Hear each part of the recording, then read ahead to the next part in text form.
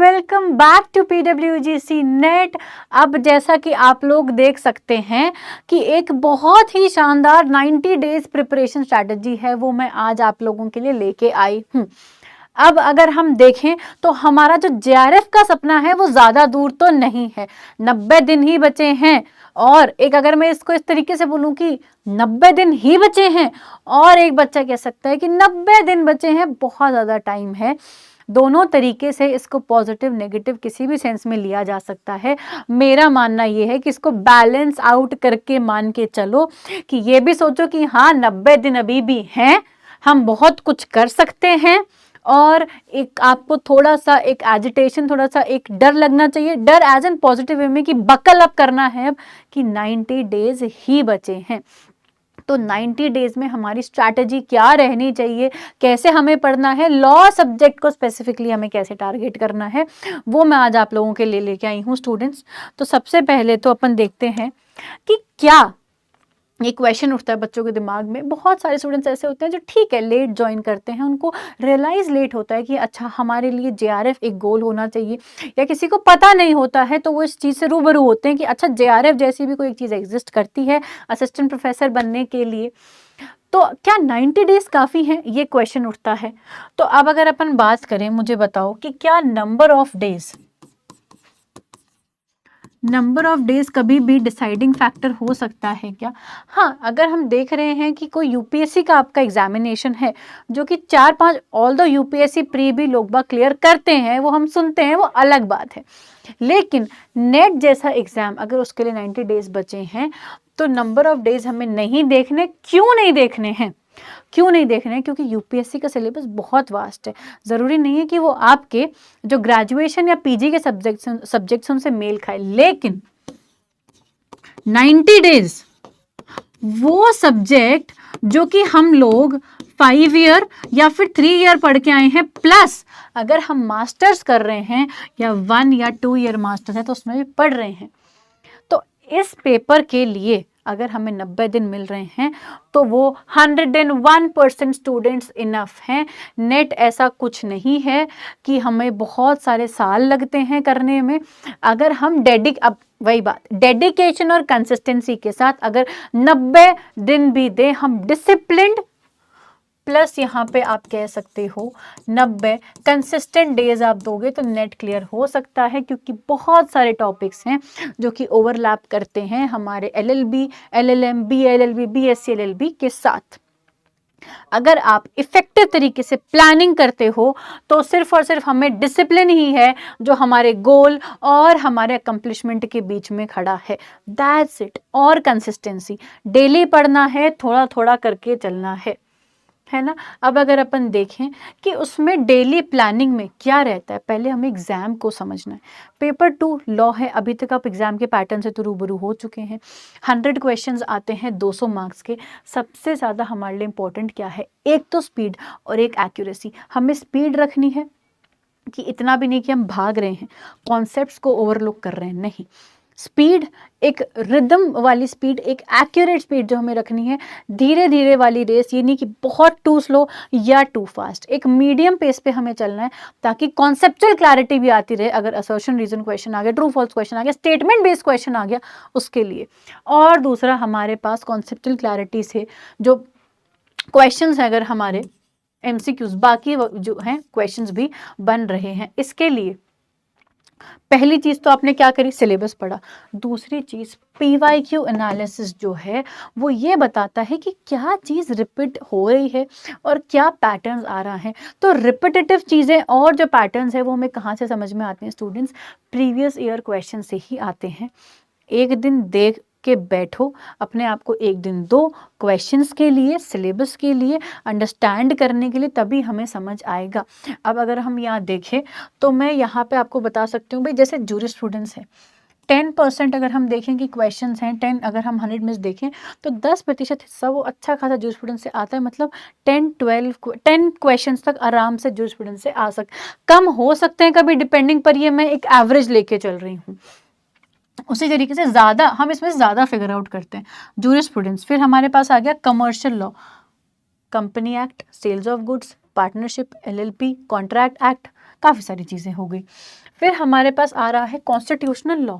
Constitutional भी इसी तरीके से हमारे पास मेन है। एक हमारे पास आ रहा है 13, दैट इज क्राइम्स। अब हमारे पास आईपीसी या बीएनएस, इनसे भी क्वेश्चंस बहुत सारे पूछे जाते हैं। तो मेजर मेजर हमारे पास हो गए 1 2 3 4, ठीक है। फिर हमारे पास एक बचा पब्लिक इंटरनेशनल लॉ, जो कि बहुत बच्चों का फेवरेट नहीं होता है, पर यूएन चार्टर उसमें कर सकते हैं, तो वो हमारे लिए एक बहुत इफेक्टिव स्ट्रैटेजी हो सकती है, ठीक है। फिर हमारे पास आता है एक लॉ ऑफ टॉर्ट्स। अब ये हमारे सारे मेजर मेजर एरियाज थे। तो एटलीस्ट आप इनको तो करके जाओ। इसमें से आप चाहो तो पीआईएल अगर किसी को टफ लग रहा है तो आप उसमें यूएन चार्टर कर सकते हैं। बचे हमारे ये 6% वाले। क्या बचा? आईपीआर बचा, इन्वायरमेंट बचा हमारा, और एक यहाँ पे 6% क्या बच रहा है? आईपीआर और ह्यूमन राइट्स। आप चाहो तो इनमें क्या कर सकते हो? चैप्टराइजेशन कर सकते हो, बेसिक डेफिनेशंस देख सकते हो, और केस लॉस कर सकते हो। और ये चीज़ें बहुत ही इफ़ेक्टिवली आप क्या कर सकते हो? फिर मैनेज कर सकते हो।